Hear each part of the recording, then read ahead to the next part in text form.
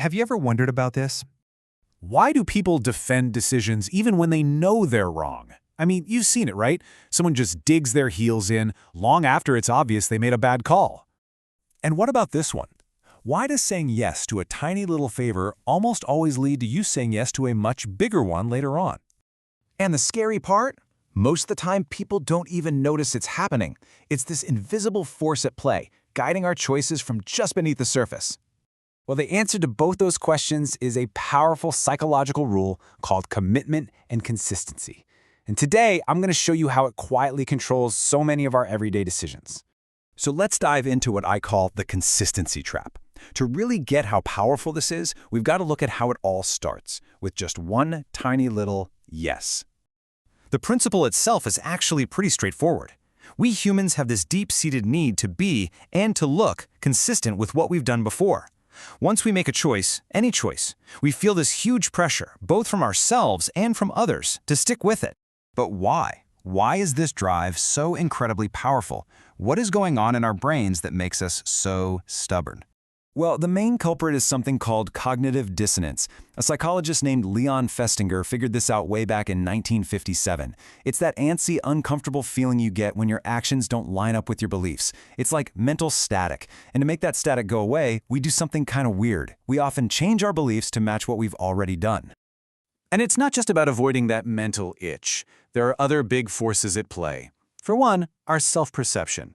We want to see ourselves as steady and reliable. Then there's social pressure. Nobody wants to look flaky or wishy-washy. And finally, there's a big one, effort justification. If you've poured months into a project, you're going to justify that effort by seeing it through, right? Backing down feels like admitting all that hard work was for nothing. It's a really powerful cocktail of motivations. Now, this all sounds like a good theory, but don't just take my word for it. This whole idea is backed by decades of really fascinating research. Let's look at some of the classic experiments that prove just how powerful a yes can be. One of the most famous examples comes from a 1966 study by Friedman and Fraser.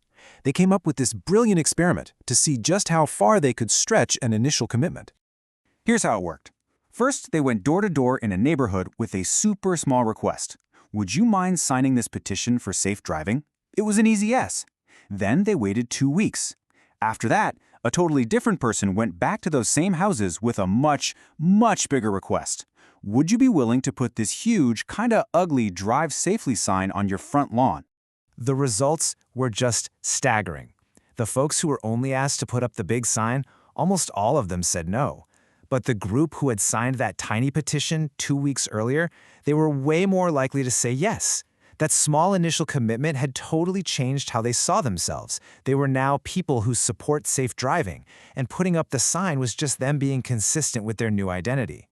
And that first commitment can be ridiculously small. In 1978, the legendary psychologist Robert Cialdini ran experiments showing that even something as trivial as signing your name on a card makes you dramatically more likely to say yes to a bigger, related request later on.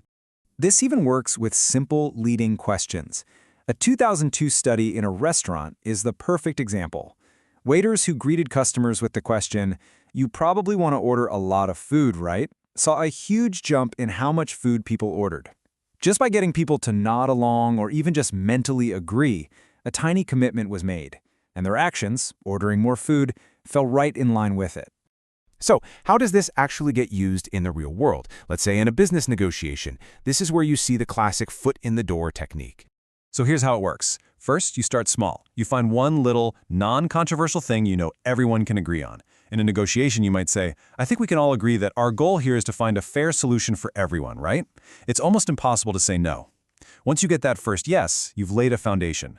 From there, you build on it, framing your bigger points as being totally consistent with that first thing everyone agreed on. So what's the key takeaway? That small initial agreement isn't just an icebreaker. It's a psychological pathway. It makes it really hard for the other person to be inconsistent later, paving the way for those bigger agreements. Now that you know about this, what do you do with it? Because once you see it, you'll start to notice it absolutely everywhere. In sales, marketing, politics, you name it. So here's my advice. Next time someone asks you for a small, harmless favor or wants you to agree to some simple little statement, just pause, just for a second. Because that small yes might be the first step toward a much bigger one.